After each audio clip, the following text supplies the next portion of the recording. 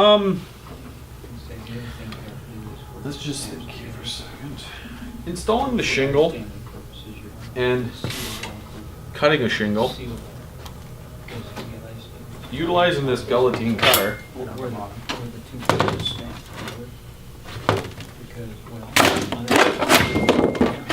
it cuts through the sheet very easily. It's a very simple slice through.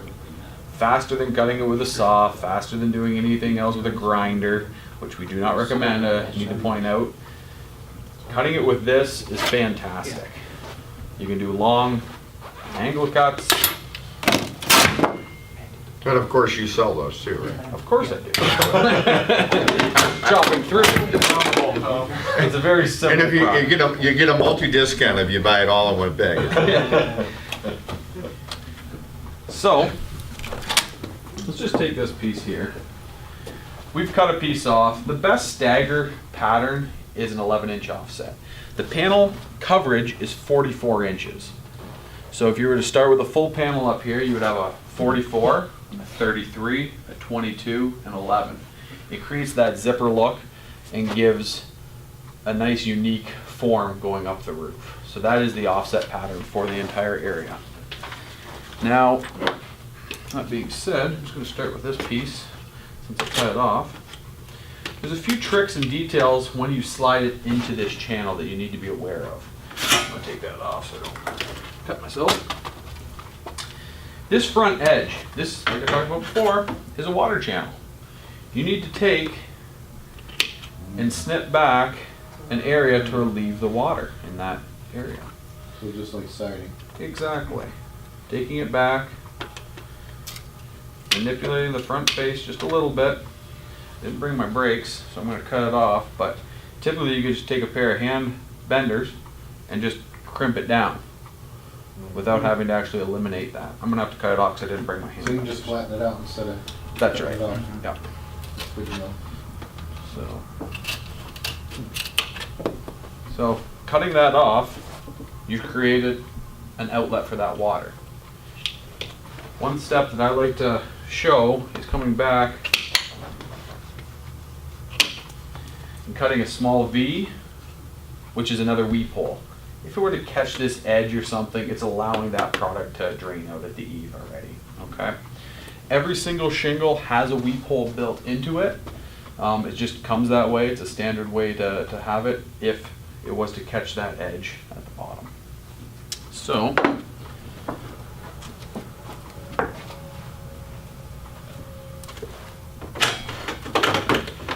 the starter strip, there's two different ways, but there's like a little area you can actually just groove it right into. Make sure I didn't.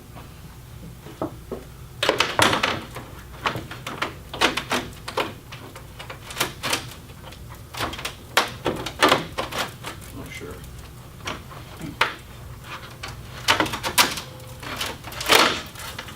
Get the resident expert up here to do this.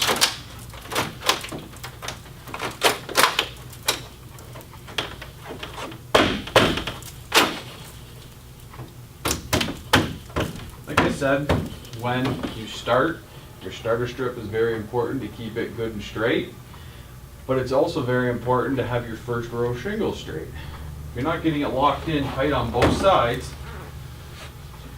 chalk a line. It's the easiest way to go. Chalk a line for the first few courses to make sure you're still on track. Keep doing that as you go up the roof. So again, locked in.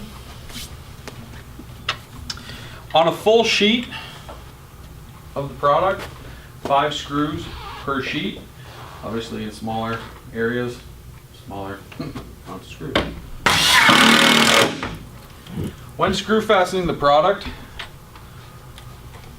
do it on an upward angle slightly. You don't want to be pushing down because it could slide out of that lock. Up on an angle, okay? Snuggles and grabs it and pulls it tight. Okay. Questions on that?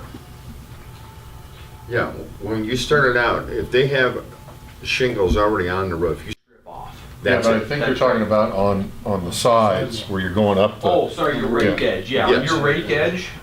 Yes. The reason for that Okay. is this channel, as you can almost see on this, since it's the deck's already been stripped. Gotcha. This would sit down, you know, whatever the reveal of that shingle is, very roughly. So this comes in and is a little bit tighter, so you don't have the look, and then it kind of almost looks like it bows up just slightly on the outside. So how far are edges. you cutting in? Between 6 and 8 inches. Okay. Yeah. On- Just enough to get this channel in there. Gotcha. So that the And panel for- comes for across those of us and runs who in. don't know, that's literally taking a sawzall, taking a circular saw and then bringing it down to whatever your depth needs to be of the shingle. Exactly. And tear just it cut- off, tear it off. and then come back and, you know, put your proper underlayments down, and then putting this channel down, and you're ready to start running panels. Flexing the shingle, as I showed earlier, making that side flex, okay? You can do it on the roof. Every shingle that you put down, as you're moving from the left, working your way right, needs to have that flex, because it's locking in and pulling it nice and tight. So what I'm gonna do, just pull a measurement. Your side lock reveal right here is a 2-inch, okay? So that's where you're actually grooving and pushing it down into.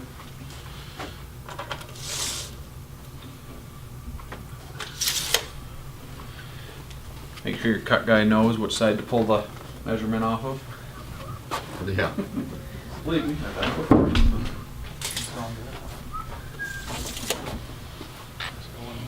Scribing stone-coated steel is very simple. Typically guys utilize an old screwdriver. You can just mark it, you don't have to worry about utilizing a chalk.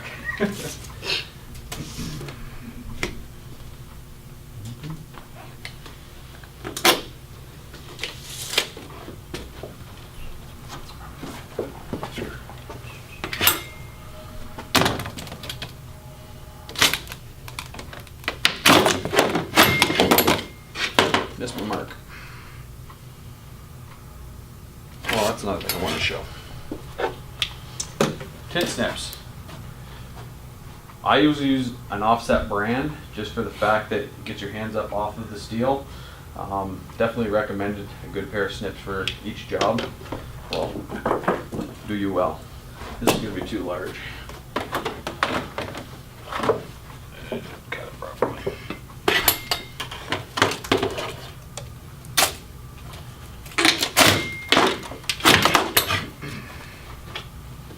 Again, water channel at your eave.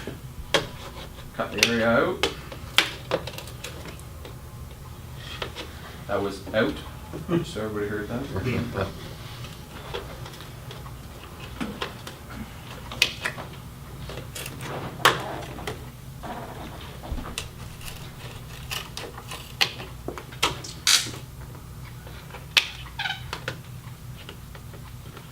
Questions on what I'm doing? Pretty straightforward product.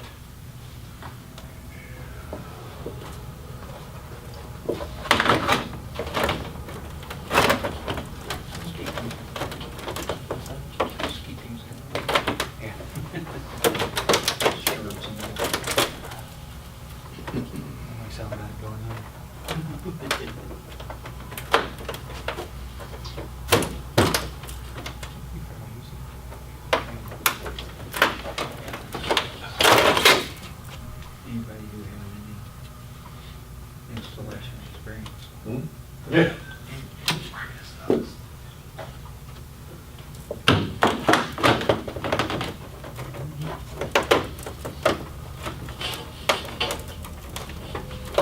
Sometimes I bend that edge.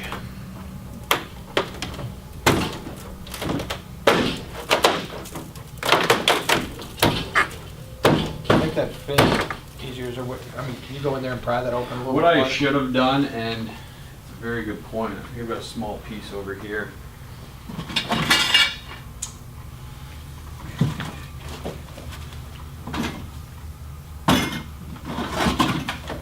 That part open.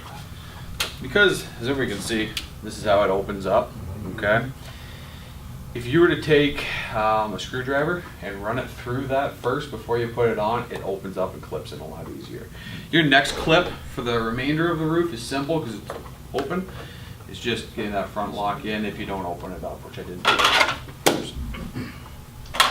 So, again, with that flex, locking it down, you can beat on this stuff, by the way. You can really work with it. So maybe a rubber mallet or something like that would be. easy. Absolutely. You know what, a lot of times, these guys work the best, so you're not beating out with a tool, but that's the way it locks down and locks together. So on the interlock, you don't have it really doesn't matter which end? I mean, that you're gonna overlap in the middle, or it does? No, it does. You have to go from left to right with the product. It's like installing a Left gutter to right. helmet. Because you've got a raise on your right side. and you've Okay. got an indentation. They overlap Yeah, it's just really an install. Okay. That's what you're seeing those two. Mm-hmm. Again, keeping your screws back from that outside panel. Locked in. Side lap's nice and tight. You run it, away you go.